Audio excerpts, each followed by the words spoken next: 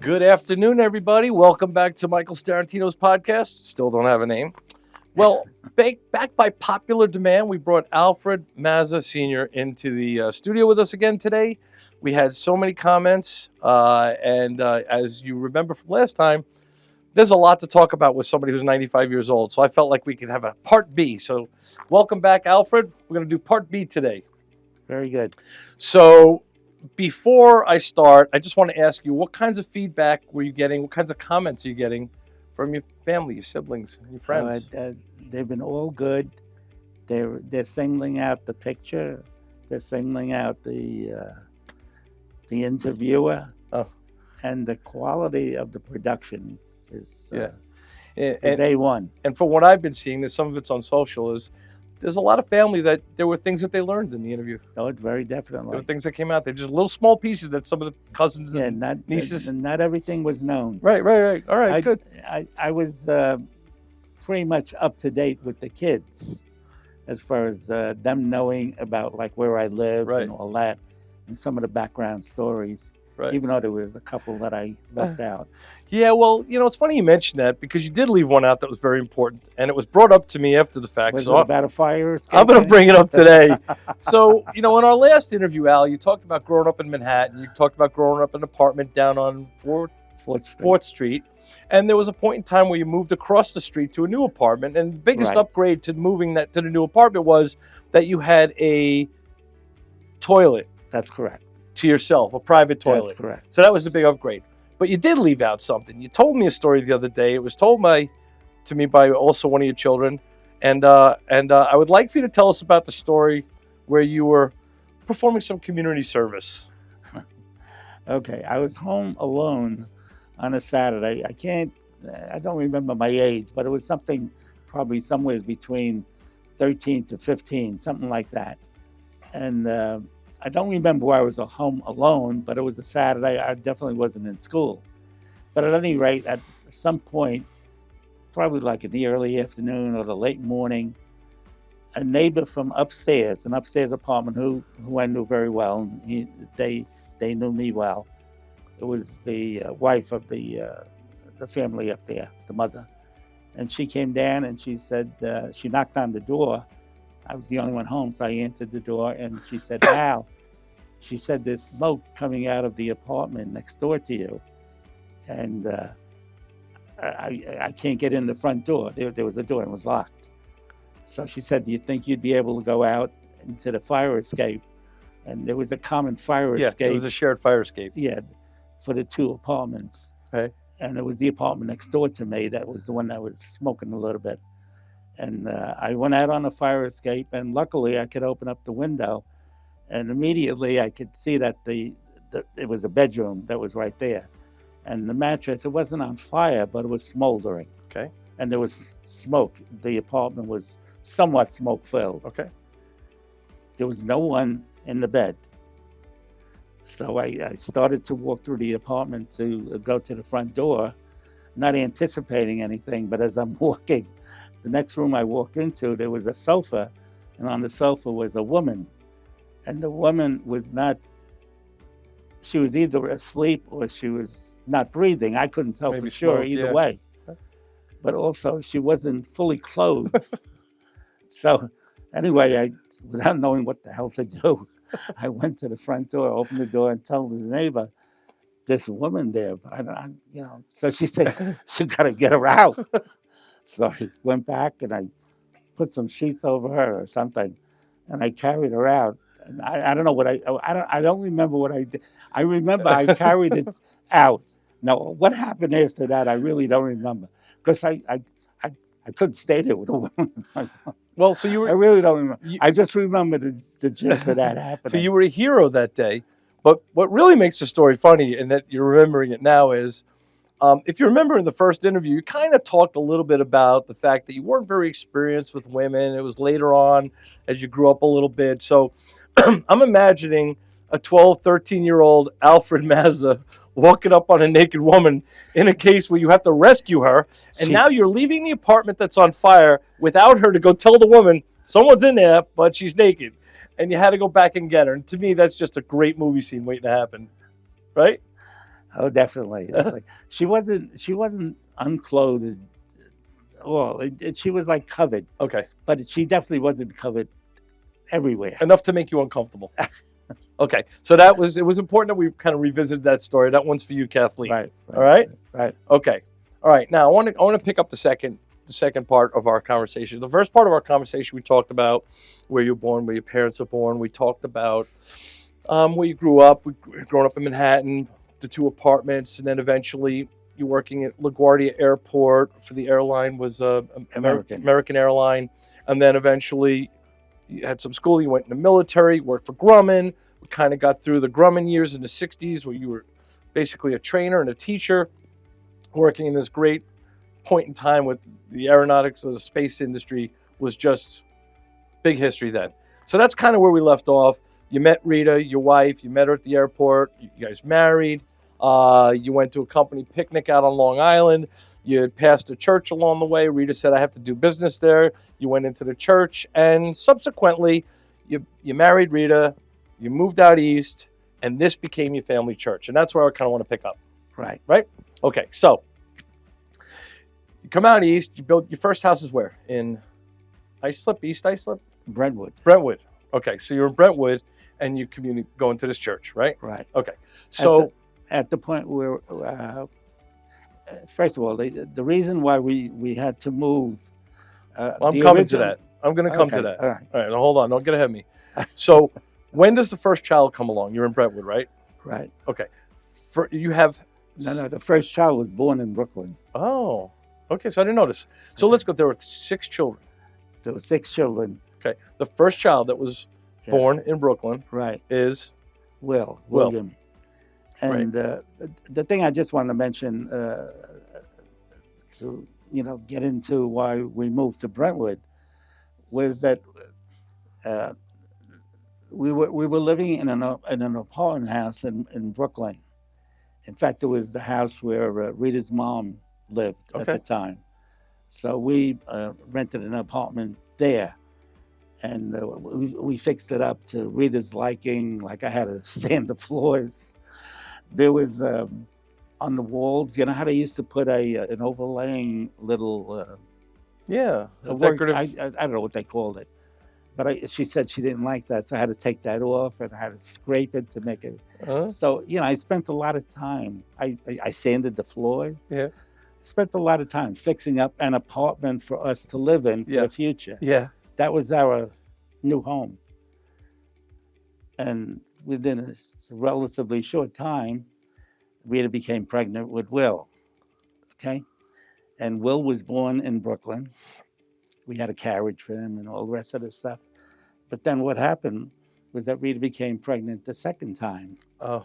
And that's when Kathleen was born. Okay. So. Except that she wasn't born there. Rita became pregnant. And that was the point where we said we can't stay in the apartment. Right. Not going to be enough room. There's not going to be enough room. Yeah. Okay. Got it. All right. So, Will's born. You're living in the apartment. Rita gets pregnant with Kathleen, and at that point, you realize we're not going That's to right. fit. After you did all that work. Okay. So what we did a little shopping for a house, and eventually we found the home in Brentwood that was sort of within our ballpark, and it was something like $10,000 for the home. Which would have been in the country at this point in time, right? I mean, there was nobody living out there. Nobody lived in Brentwood except Nobody. for the Entenmann's Bakery that you lived nearby. That would be it, right? The factory was there. Yeah, the factory was there. So, what year are we in that we're out there? in Brentwood? Well, I got married in '53. Will was born in '55. Kathleen was born in '56, I think. Okay. Or yeah. So you were out there 56. by It was 56. about a year and a half apart. Okay. And so 1956. So that's before Kathleen was born. We moved to Brentwood. Okay.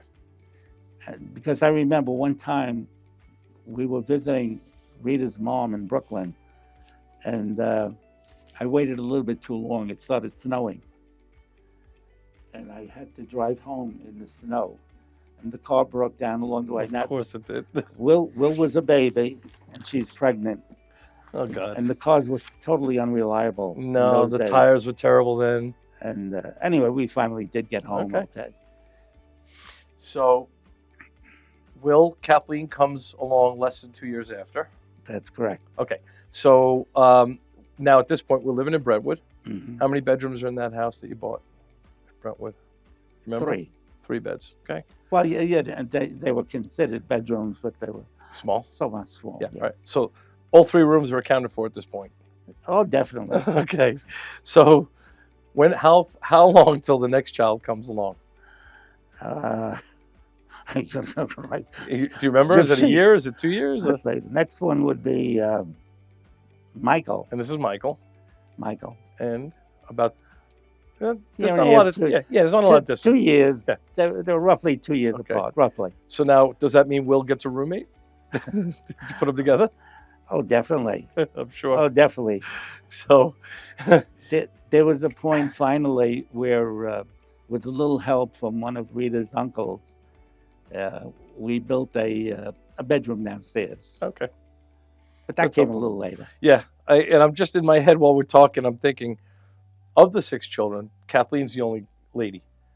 That's right? They're all correct. boys. So Kathleen might have had her own bedroom the whole time. And That's correct. And the boys were all doubled up. That's correct. Lucky you, Kathleen. Good for you.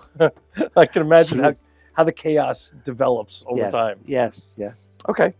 So Michael comes along, and now we have 3 children. The next child that comes after Michael is Alfred, right? Alfred. Alfred. Wait a while. 3, 4. Alfred. Yes. Alfred. Alfred. About the same time difference between the Yeah, roughly. ages? Yeah. So I less can than 2 give years. you the exact. No, it's not dates. important. It's not I have important. to look it up. Okay. Alfred comes. Now there's Right. 4 boys in one room, and Kathleen still has her own bedroom. Yeah, like I say, Oh, the basement. There. I don't remember when the basement appeared. Right. But it was probably about then. And who was first to get down there? Was it Will? Did he go get his own room? Or did he kick the others out? That I don't remember. Okay. I don't remember. All I remember was that I know that there was one of the bedrooms upstairs had a 2-tier thing, Sure. and every now and then I think Peter. Right. Now Peter was a difficult time in our life because Peter was severely damaged during the birth process, and it might have been prior slightly to the birth process, but he definitely suffered a lack of oxygen during the birth process. And we're mid to early 60s here, so the technology and medicine, the things that we know now, we didn't know then. Oh, definitely. You know, What happens now is, they're constantly being monitored, Yeah. the placement of the baby. Yeah. And if they see any problem, it's a cesarean. In fact, one of the grandchildren that was born, the expected birth was in July. And as July was approaching, they felt that the baby was not in a good position for a normal birth, and they did a cesarean. And I'm sure I'm sure, I'm not a doctor, but I think that things could have been prevented Sure. if they had more knowledge at the Sure. time. Well, I didn't bring this up to be morbid by any means, but in the Mazza family, Peter's a child. It's very important. He's not forgotten. He's always counted and always spoken for. So that's why we brought up Peter, not to move over that. Right. Peter lived about 4 months That's correct. and then passed away. That's correct. And that must have been a very, very difficult thing. It was a very difficult time because we had 4 children at the time, and they were all very young. When they range in maybe 8 years old was the oldest, 9, something like that. So when Peter passed, how old would Will be then? Is he 6 to 8 years old, you think? I'd have to use guessing? my trip sheet, but Yeah. he'd be 8 or 9 years old, Okay. probably. So, as anybody can imagine, the grief and the pain to go through this is horrible. But at the same time, you have young children that you need to That's what the doctors be there for. That's what the doctors sort of told us. And the situation with Peter was such that he had he was perfectly formed. There was no physical deformity, but his brain wasn't functioning. He lack did of not oxygen cry. during the He did birthing. not cry. He Yeah. showed no emotion. Yeah. He could not suck, which meant that feeding was a tremendous problem. Okay. He could not suck. Right. somebody had to force feed. So we were advised that it would be very difficult to bring him home. Was this one of the times where you and Rita leaned into the church for support and the church helped you get through it? Oh, definitely. And, you know, a lot of people helped. A lot of people were very good. I remember the undertaker. Ugh. I remember him, you know, at that point, I didn't, there was no money in the family Yeah. to speak of. Right. And I remember he told me, "Don't worry about it. Don't worry about a limousine or anything like that." In fact, what it was I think in the preparation for the ceremony and all that, I had said no limousine. That I'll just take care of the driving, you know. And when we were leaving for the cemetery that day, he said, "Al," he says, "there's a car outside. Don't you get into a car." Okay. He wouldn't let me drive. Okay, good.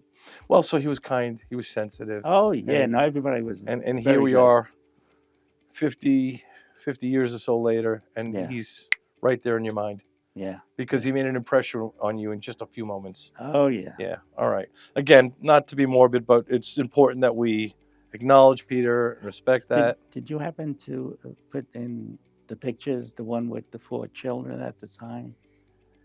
I don't think that made it. I'm trying to scroll through some pictures here. I don't think that's on this reel. Okay.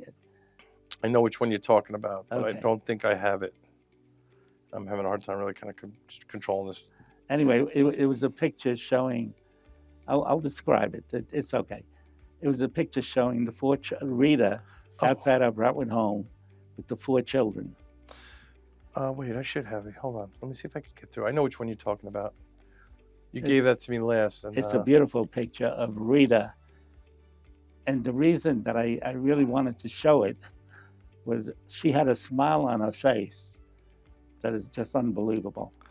Yeah, And you know what? considering where we were in life. I know. I'm sorry, Al. It's That's not all coming up here in this. I apologize. Okay. And, All right. And also, it's hard to see, but she was actually pregnant with Stephen at that point. So this So is what maybe this picture was taken a year after Peter, or maybe a year and a half, maybe 2 years after Peter had died. Okay. And she has this gorgeous smile on her face. In other words, to her, she was just full of life. Time to move on. She was full of God, and her understanding was that this was something that we would get through, and God will take care of things. Yeah. I'm trying to get a quick picture up here if I can pull. I have more pictures at the end I'm seeing. There's here it is. It's coming. Right? There it is.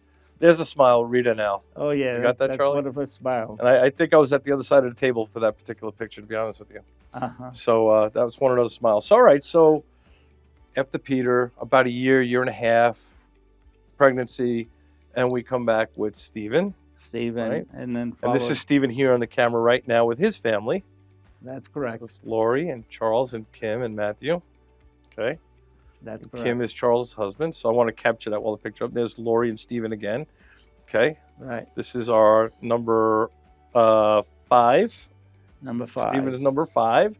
And then after Stephen comes the baby, James. Right. We all think because James is a baby because we've known him forever. He's the baby in the group. But quite frankly, James, you're right behind me. You're not that young anymore, all right? He's 57 years old now. Oh, my God. You're going to hear about that you told his age on camera. So this is James here with you, Al. Yeah. Right here. This is James. So he's the baby in the group. So that's great. All right. So now we have 5 children. We're in Brentwood. That's correct. What motivated you to move out of Brentwood and sell that house? What was happening at the time? Okay. Because you made to remember. What happened in that situation now was we were getting calls. I have to start talking about Rita's mom at this point. Rita's mom had retired, and I can't put the times without a gyp sheet of some sort. But Rita's mother had retired, and within a 2-year period, she went down to Florida to live down to Florida after retirement. Uh, Deerfield Beach, I think it was Deerfield Beach. Yeah. At any rate, she was down there for a number of years. I would say maybe about 4 or 5. This is thinking back, so I'm not sure of the exact amount of time. But after a certain number of years, we started to get phone calls. When I say we, Rita started to get phone calls from people that were neighbors of her mother in Deerfield Beach, that her mother was being taken advantage of in different ways, and it seemed like she was beginning to have a loss of memory. Maybe they refer to it as Alzheimer's, maybe it was dementia, But whatever it was, we were getting phone calls, and Rita would take a trip down and try and settle things. And I remember there was one time we brought her back, and she had to have a slight operation on the back of her neck because she was losing her balance. But then it finally got to the point where it's not going to work anymore with her being down there. So Rita's mom joined us in the house in Brentwood with the 6 children that we had. So it became sort of obvious that this was going to be a difficult situation. So we started to hunt for a house. So what the idea was to move to a bigger house. Bigger house, definitely. Okay. So you found a house. That's correct. You bought the house. That's correct.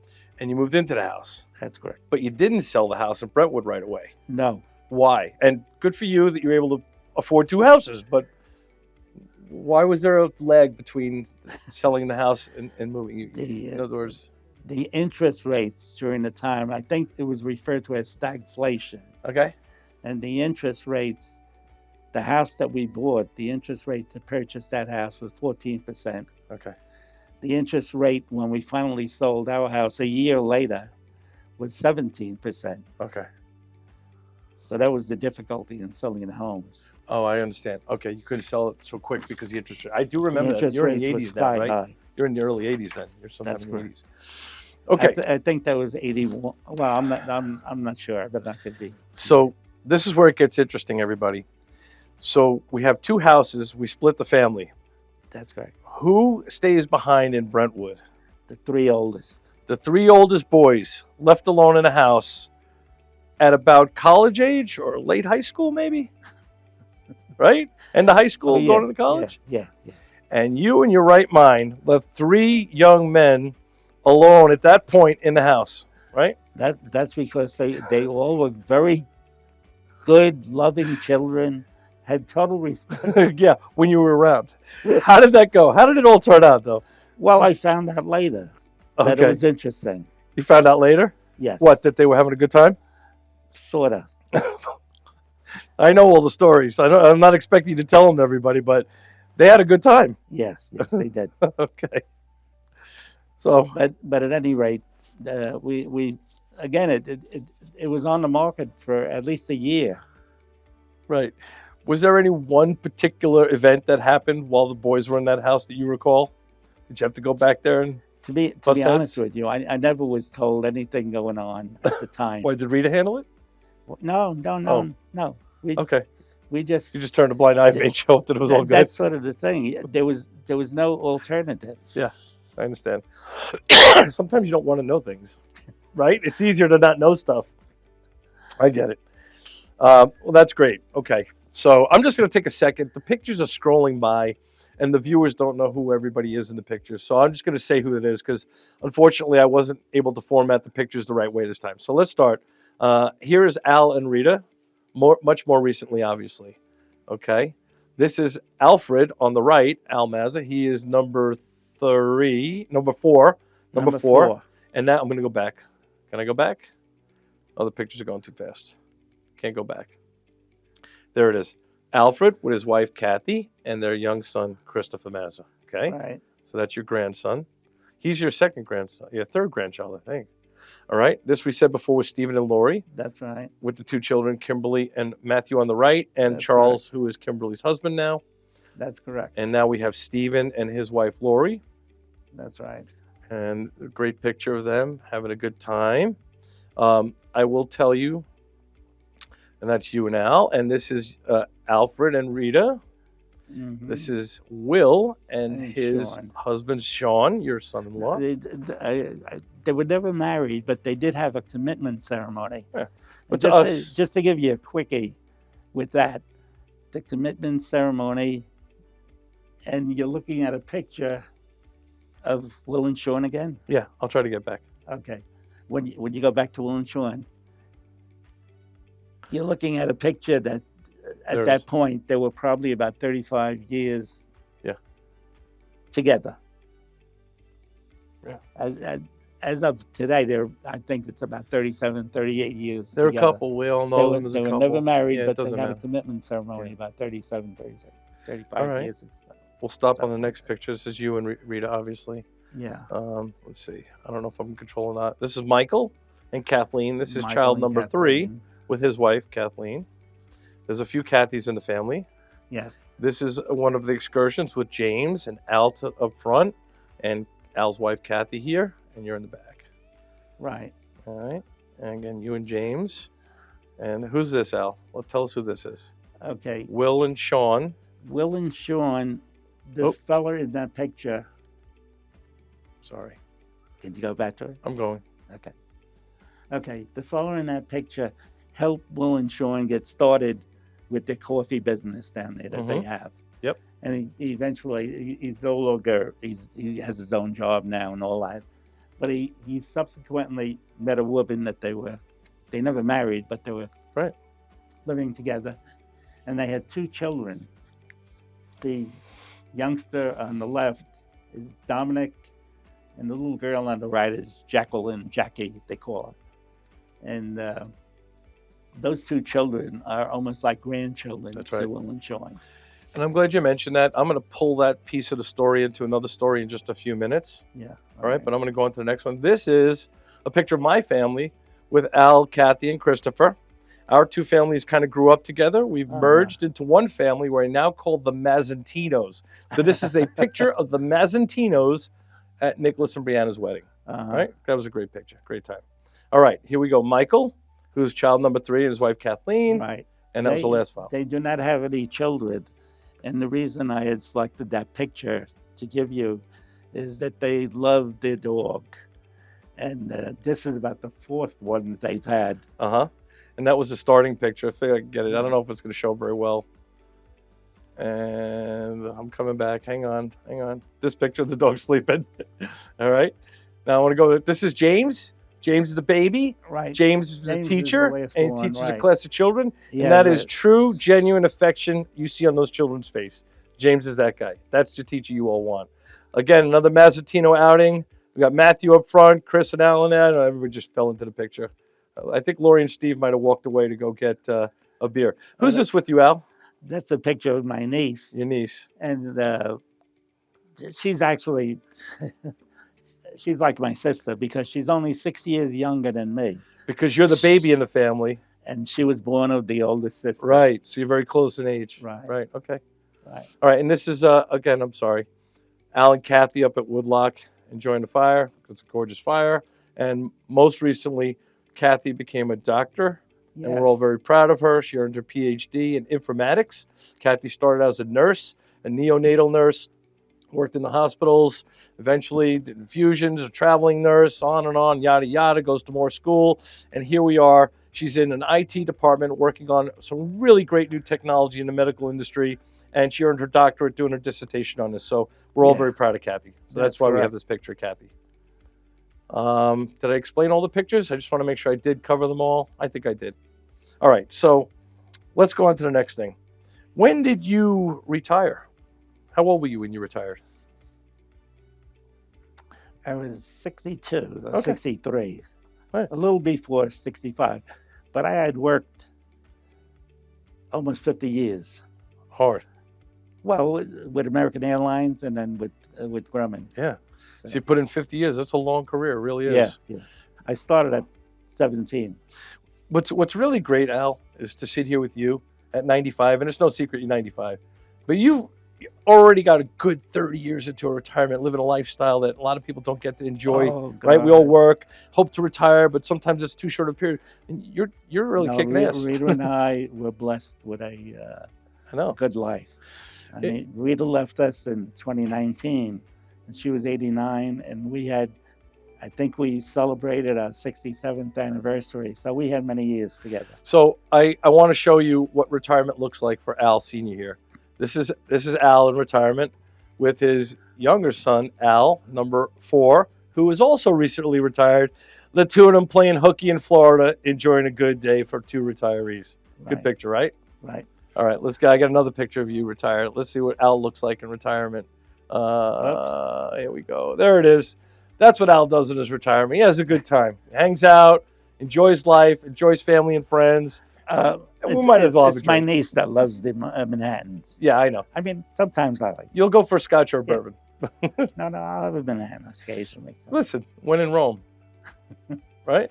definitely. All right. Let's see if I have one more picture. I need to. Thought there was one more I wanted to jump at. This is you on vacation, having a good time. Someplace. And that's what you did. You traveled a lot. You traveled Yeah. as a family when you were working. Yeah. And when you retired, you traveled a lot. And I talked Yeah. about that in our first I half. wish I could have given you a picture that showed you our first trip to Bermuda. Okay. And I just want to mention about that Yeah, trip. sure. That was our first trip since having the children Wow. that we were going away for a long weekend without the Without. children. Right.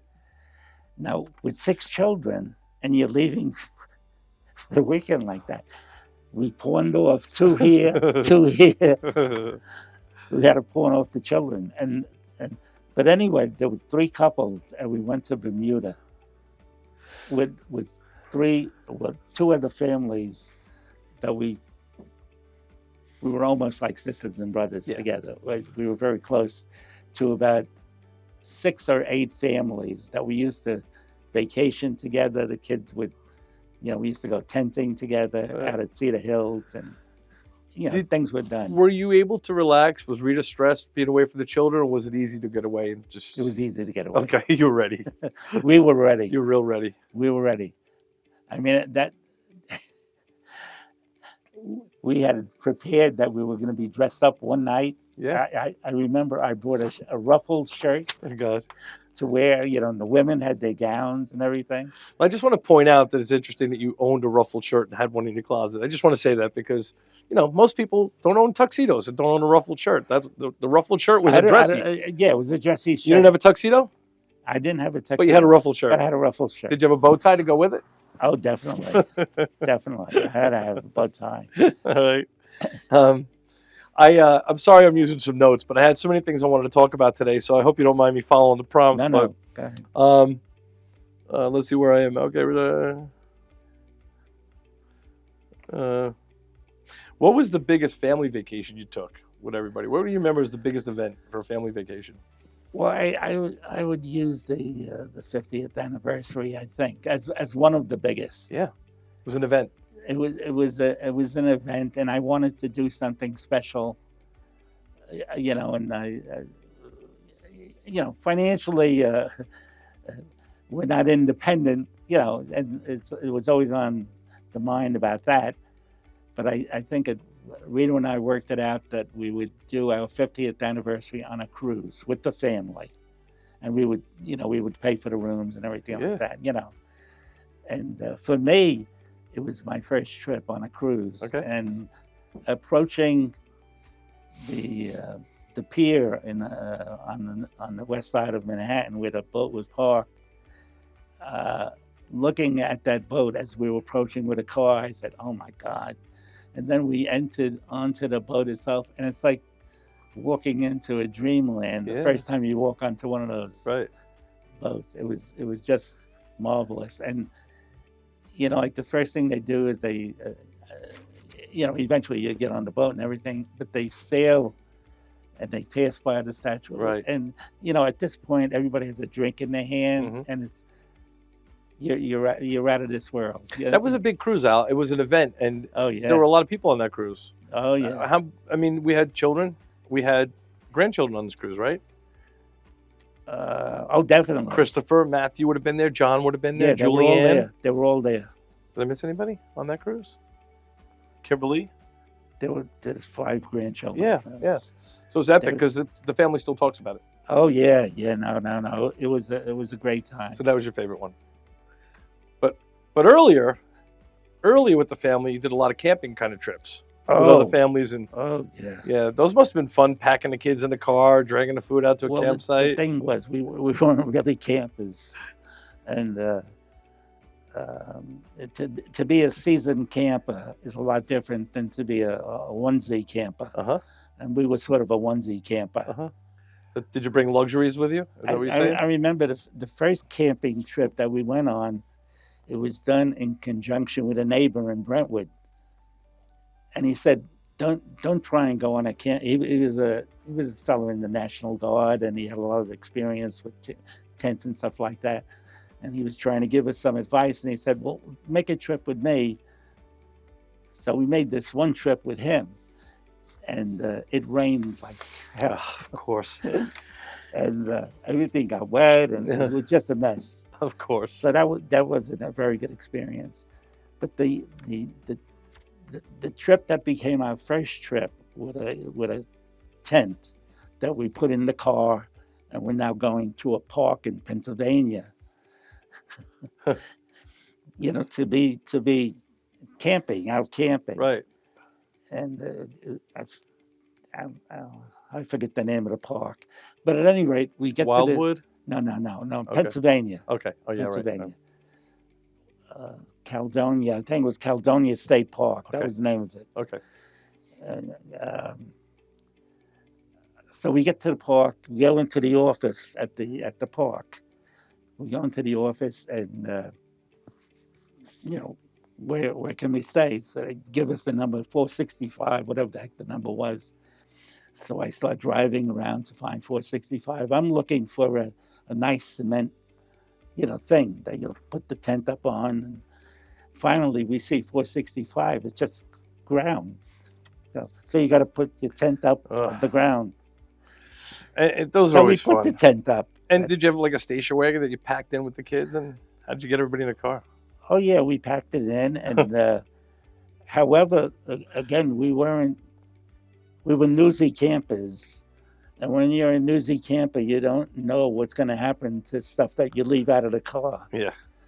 So one of the bags that we had packed, one of the containers that you put food in, it was rummaged during the night. Oh, So, animals. yeah. So it really wasn't. Charlie, I'm gonna see if I can take over the screen real quick. I have another picture I want to show that didn't make it to the. Okay, can we see this a little bit? This is Stephen's family and how it's grown here, right? And James is in the back, so it's Stephen and Yeah. Matthew up front. We have There's, Santa Claus, I see which we all Kathy know there. is Al dressed up as Santa Yeah, Claus, yeah. right? We have a Yeah. brand new great grandchild on Al's knee. That's Charlotte, who is Kim and Charles's first child, and they're right That's there on correct. the left. Behind is Lori, Grandma, and Kathleen, and those are Charles' parents behind. I'm sorry, but I am escaping the correct. name. I know the Malkins, but I can't remember their first names. Yeah, I'm so yes. sorry. And I see you and Stephen in there. So that's a great family shot. And there's one more I'm going to find. If you guys just bear with me, I'm going to sort through and find this thing. Yeah, let's see. Oh, did it come here? No, I got that one. Hang in there. I'm sorry, Charlie. Kill him dead air here. There's a picture here I really want to get to. Let's see. I think we got all these. Oh, this is what Al does on his vacation. This is what retirement looks like at 95, right? Not really. Well, still, If it's snowing out, then I go to a gym. Al, a lot of people 25 aren't going to the gym. You're doing really well by just showing up. If you just show up, you're in the game. Yeah. There's another batch of pictures. I'm sorry, folks, but I really want to find this picture. I think there's a big family picture in here. Here's another one. That's, Okay, this is the Mazza boys, right? the Mazza boys. So yeah. behind you on your right shoulder is your eldest Will. Yeah. To your left shoulder is number 3, Michael. Kathleen is not in the picture. Yeah. Stephen is behind me, right?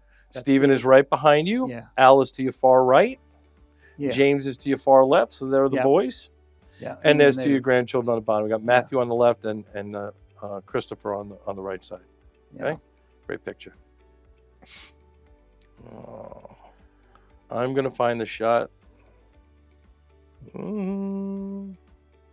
This is what the Mazzas do. Enjoy life. Oh, there's another one. Is that the boat to Fire Island? It could be. It looks like it. Was that last year, right? You got a house fire out, everybody hung out at for a week? Yeah, it looks like it could be. Yeah. That's great stuff. Well, listen, we're running along. I could always talk to you forever. Al, how are you spending your retirement now? What are you doing with yourself to keep busy? I know you got a routine. Well, now it's getting to be the activity associated with the great-grandchildren. Right. And it's such a pleasure having babies around when they haven't been around for a while. Sure. It's amazing how babies make you laugh. They laugh along with you too. It's inspiring. It's just amazing how they are so good too. I don't remember our kids being so good. I really don't. They probably weren't. I know them. I don't know if it's the like it seems to be that the great grandchildren, all of the babies so far, they use mother's milk, and that may be something that is very good for the children, because these kids are amazingly well behaved. Let's quantify the family after all these years now. You and Rita had 6 children. 6 children. How many grandchildren? 5. And how many great-grands? 3 born and 1 to go. 1 in the oven. 1 very shortly. Al, you're a very fortunate man with a very fortunate family that you're here so long that you get to meet your great-grandchildren. I mean, that's amazing. It's inspiring. I know it brings life back to the family. Oh, it does. You know, losing Rita was a big deal. The babies are amazing. And it's good. It's good for the some of the kids too, like Matthew in particular. He enjoys being called Uncle Matt. You're not kidding. By the way, Matthew called me a couple of weeks ago. We had a conversation, and he wanted me to know that Nicholas and Brianna, and he told me he made himself available to Nick if you need any help. I'm kind of a pro at this. Call me in. Matthew's adorable and lovely, and it was a great little talk I had with him. But you got a fantastic family. Seriously, the babies, having babies like that, and then also watching them develop, because if when you start reaching 95, you're going the other way, Sure. And it's a pleasure to watch and see how that brain is moving. I can imagine you and the babies have the same sleeping pattern right about this point. Naps at 3 in the afternoon? Yeah. Well, actually, I don't intend to sleep in the afternoon. But what I do is I sit down to either watch the TV. That's one thing I do. And the other thing that I usually do is Sudoku. Yeah. The puzzle Sudoku. And usually a half an hour after I start one of those activities, I'm asleep for an hour or 2. Right. Hey, listen, you're not alone. I want to just remind everybody how Al, some of his keys to life. He's 95 years old. He's fully functional. He's fully with it. This just person's completely active, engaged with family. He's up. He's reading. He's engaged with the news. He's playing in the stock market. He's doing Sudoku. He's going for walks if he's not going to the gym. He's outdoors at barbecues in the evening, in the daytime, in the summer, in the winter. He's living life and enjoying every last minute of it. And we're all real proud of you. We all have a lot to learn from the lessons you've taught us. It's been a very good life. Rita and I were very lucky. And I did leave out. I'm sorry to interrupt you. We had a lot of time together. Like I say, we celebrated our 67th anniversary. Yeah. And I knew it 3 years before that. Yeah. So for 70 years, we knew one another. That's quite a long time. And I'd be the first to say very sincerely that Rita changed my life. I'm sure. And she made me a better person. Al, I could tell you the same thing. Yeah. I have a lot of time with Rita. She's impacted me a lot. She's changed my life and made me a better person too. Yeah. As have all your children All the good qualities have rubbed off on me, and I try to aspire. And it's interesting. I would not say I'm the most sensitive person in the world, but Rita was, and she was very thoughtful and very kind and compassionate to everyone.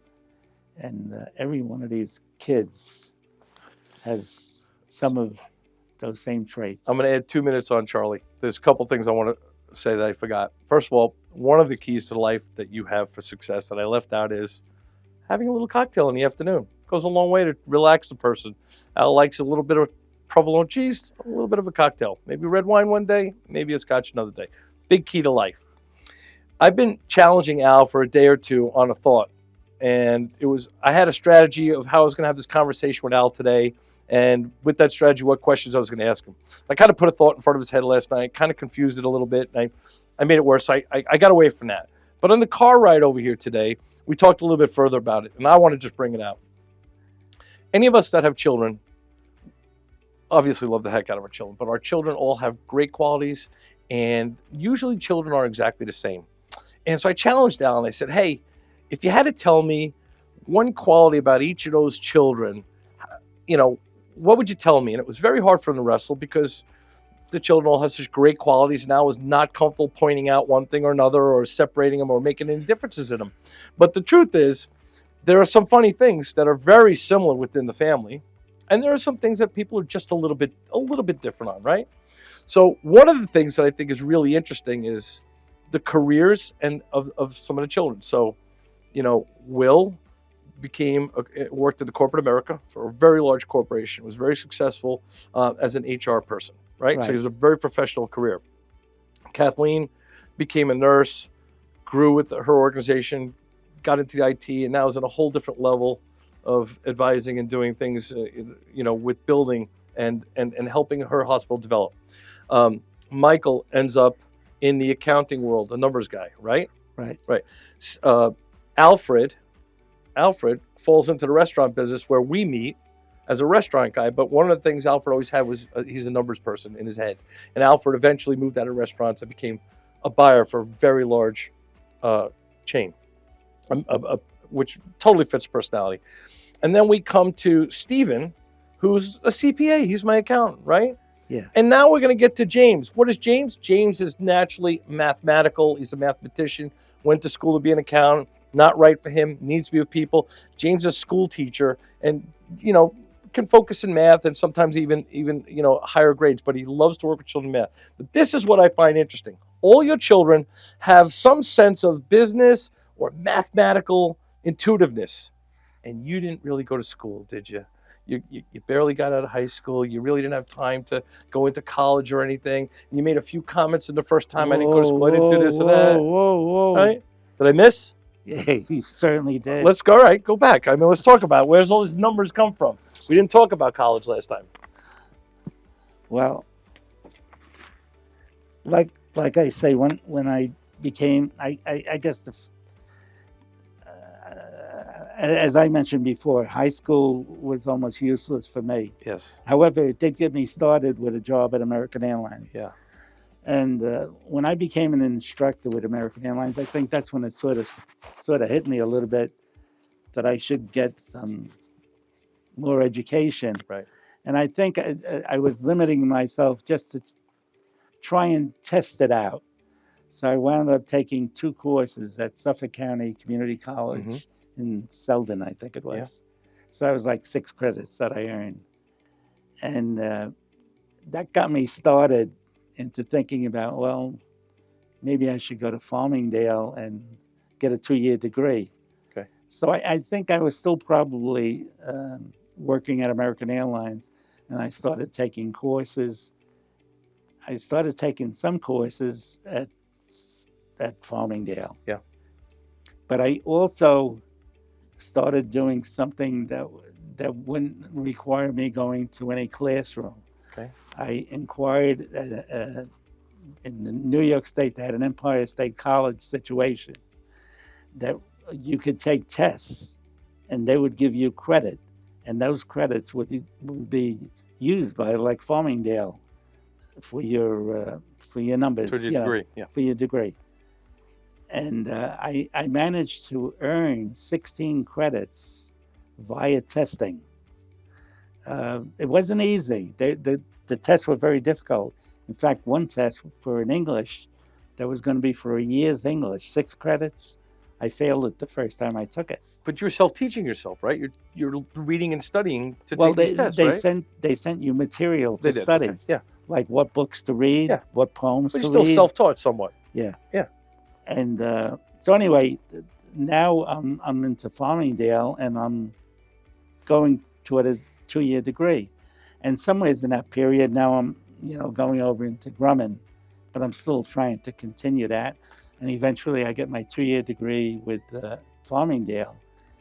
But now I'm finding myself getting into a classroom with these other people that are very different than radio mechanics at American Airlines. Okay. The astronauts and the Right. flight controllers. And I just sort of felt inadequate, that I really didn't have enough education Okay. to be doing this sort of a thing. So I continued at CW Post. Wow. And to make a long story short, I graduated when I was 50 years old. It's amazing. And what was your degree? What did you earn a degree in? BS. Bullshit. No. A Bachelor of Science A in Bachelor of Science. in Business Administration. Well, it's quite a legacy, Al. Yeah. For a guy with very humble beginnings, you said in our last interview, looking back, you would have never thought your life led you down a path. You just kind of one step in front of the other, and you kind of followed a path, but you didn't have a course. And here you are. Look back at the legacy of this wonderful family you have. Oh God! The intelligence of the children, the accomplishments of everybody in the family. It's just we're racking up medals right now. It's just amazing. Yeah. It's amazing. It's a lot of luck, and meeting the right people. And I can't say enough about Rita. Well, I just can't. The message is kindness goes a long way. Yeah. Goes a long way. Because, at the point where I met Rita, if you asked me what sort of a personality I had at the time, it was bland. There was nothing. Okay. There was nothing that you could hang your hat on, and she just did something to me that's unbelievable. It's great. She was very good. Congratulations, Al. Yeah, thank you. Well, listen, we've gone over. Charlie's gonna have to do some good editing this time, but I really appreciate the time. This is part B with Alfred Mazza Sr. We enjoyed our time together, and I look forward to seeing you and spending many more barbecues and parties and whatever with you. Yeah, it'll be a All right? pleasure. Thank you so much. Again, we can check out the whole story on YouTube. There will be 2 videos up there with Alfred Mazza. Many other videos you could see. We're on Facebook. We're on TikTok. We're on Instagram. Charlie will post little pieces of this conversation. But to see the full-length interview, please go to my YouTube channel at Michael Starrantino. Thank you all so much.